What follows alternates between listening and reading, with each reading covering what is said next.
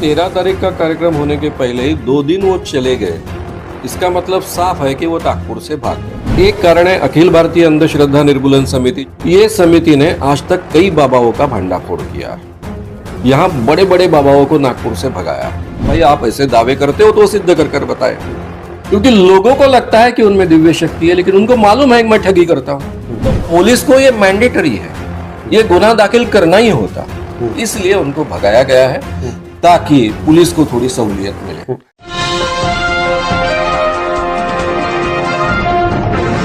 साथियों नमस्कार, मैं हूं नीरज पटेल और आप देख रहे हैं नेशनल जनमत। पाखंडी बाबाओं की शरण स्थली बन चुका है मध्य में फंसा प्रदेश, मध्य प्रदेश।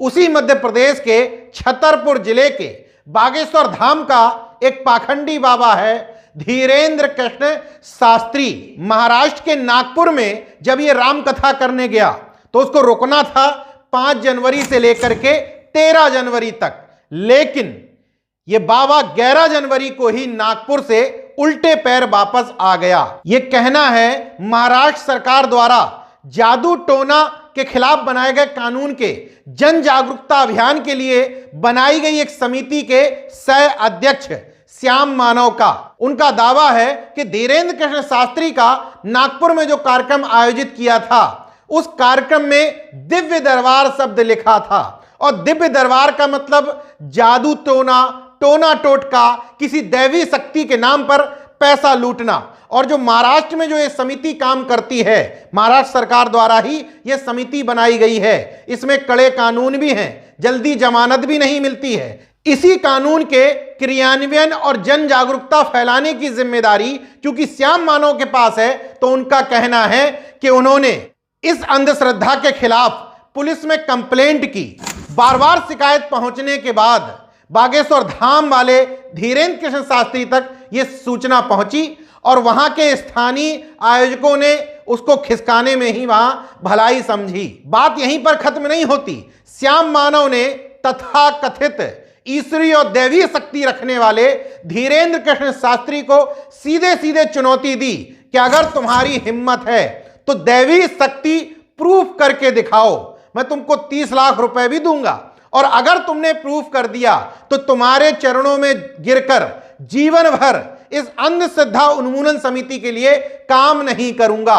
धीरेन्द्र कृष्ण शास्त्री दैवी शक्ति का प्रमाण तो नहीं दे पाया, लेकिन 13 जनवरी को खत्म होने वाले कार्यक्रम में 2 दिन पहले ही 11 जनवरी को वहां से खिसक गया। श्याम मानव को सुनिए।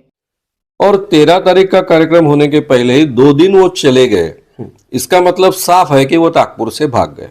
में उन्होंने जो दिव्य दरबार लगाया था उसमें वो काफी चमत्कारों का दावा करते हैं।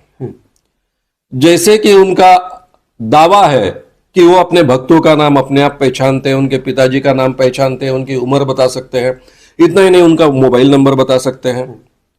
इतना ही नहीं तो अपने भक्तों के घर में जाकर कौन से रूम में, कौन से अलमारी में कौन सी चीज रखी है वो भी पहचानते हैं। हम राह देख रहे थे कि इनका दिव्य दरबार हो, ताकि नागपुर में इसी बाबा का, ये धीरेन्द्र कृष्ण महाराज का दिव्य दरबार हो रहा है। दिव्य दरबार में उन्होंने इस ढंग से दावे किए हैं तो कानून भी लागू होता है और हमको कहने का अधिकार भी प्राप्त होता है कि भाई आप ऐसे दावे करते हो तो सिद्ध कर कर बताए। 90% करेक्ट अगर रिजल्ट देते हो, 100% का हमारा आग्रह नहीं। हालांकि ये दिव्य शक्ति है, इंसान से गलतियां होती है, दिव्य शक्ति से तो कोई गलतियां होने की गुंजाइश नहीं। इसके बावजूद 10% आपको छूट है। 90% अगर 2 बार आप रिपीट करते हो, रिजल्ट देते हो, तो आपको अंधश्रद्धा निर्मूलन समिति अखिल भारतीय का 30 लाख रुपए का प्राइज मिलेगा। ये आह्वान देने के बाद में उनके सामने चारा क्या था, क्योंकि लोगों को लगता है कि उनमें दिव्य शक्ति है, लेकिन उनको मालूम है कि मैं ठगी करता हूं, दिखता है साफ। दूसरी बात, ये कमेटी की ओर से जिसका मैं नाम ले रहा था, जादू टोना विरोधी कानून, उनके तहत उन पर गुनाह दायर करने की रिक्वेस्ट मैंने ऑलरेडी यहाँ के जो प्रमुख दक्षता अधिकारी होते हैं, एसीपी क्राइम, उन तक दी है। पहले 8 तारीख को दी। जो बाहर के जो वीडियोस हैं जो ऑलरेडी यूट्यूब पर उपलब्ध है, उसके आधार पर इनका जो दिव्य दरबार हुआ उसके आधार पर दोबारा कंप्लेंट 10 तारीख को दी। तो पुलिस को यह मैंडेटरी है ये गुनाह दाखिल करना ही होता। तो मुझे ऐसा लगता है कि ये अरेस्ट करना यानी बहुत बड़ी बदनामी हो जाती आयोजकों से लेकर सब लोगों की, इसलिए उनको भगाया गया है। श्याम मानव बताते हैं कि महाराष्ट्र सरकार द्वारा बनाई गई ये समिति धर्म या ईश्वर के खिलाफ नहीं है, लेकिन बीच के जो बिचौलिए माल कमाते हैं, धर्म के नाम पर धंधा बना चुके हैं और ईश्वर की दैवी शक्ति, ईश्वरी शक्ति, दिव्य दरबार, प्रेत दरबार के नाम पर माल पीटते हैं, लोगों को मूर्ख बनाते हैं, उसके खिलाफ जरूर ये समिति काम करती है। इसलिए महाराष्ट्र सरकार के ही जादू टोना टोटके के खिलाफ बनाए गए अधिनियम drugs and magic remedies act के तहत मैंने कानूनी कार्रवाई करने के लिए पुलिस में शिकायत दर्ज करवाई थी। इसी की जानकारी होने पर बागेश्वर धाम वाला यहां से खिसक लिया।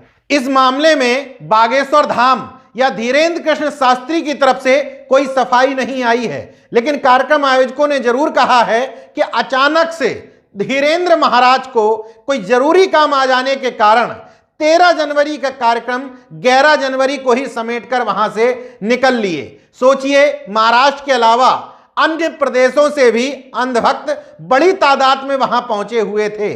फिर क्या जरूरत आन पड़ी, इस बारे में धीरेन्द्र कृष्ण शास्त्री या बागेश्वर धाम कुछ तो बताए।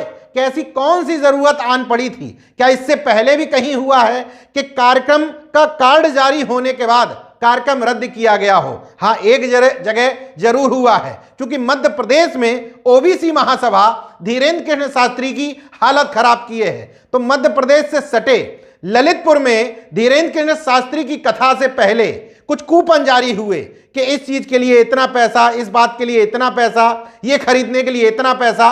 धर्म के नाम पर लूट का रेड कार्ड जैसे ही सोशल मीडिया पर वायरल हुआ, वैसे ही धीरेन्द्र कृष्ण शास्त्री ने ललितपुर जाना कैंसिल कर दिया था। अब यह दूसरा प्रकरण सामने आया है। तार्किक और वैज्ञानिक सोच रखने वालों के लिए इस तरह की खबरें संजीवनी की तरह हैं। जिनको लगता है कि देश में पाखंड है, उनको समझ लेना चाहिए कि अंधश्रद्धा के खिलाफ वैज्ञानिक और साइंटिफिक टेम्परामेंट के लिए लड़ने वाले लोग आज भी हैं, उसके लिए कानून भी बने हुए हैं। अगर आप पूरी जिम्मेदारी और तर्कों के साथ लड़ते हैं तो धर्म के नाम पर की जा रही इस लूट का भंडाफोड़ कर सकते हैं। नेशनल जनमत अंध भक्तों से यही सवाल करना चाहता है कि आपका तथाकथित दैवी चमत्कार करने वाला बाबा, एक वैज्ञानिक चिंतन रखने वाले व्यक्ति श्याम मानव से डर करके क्यों भाग गया?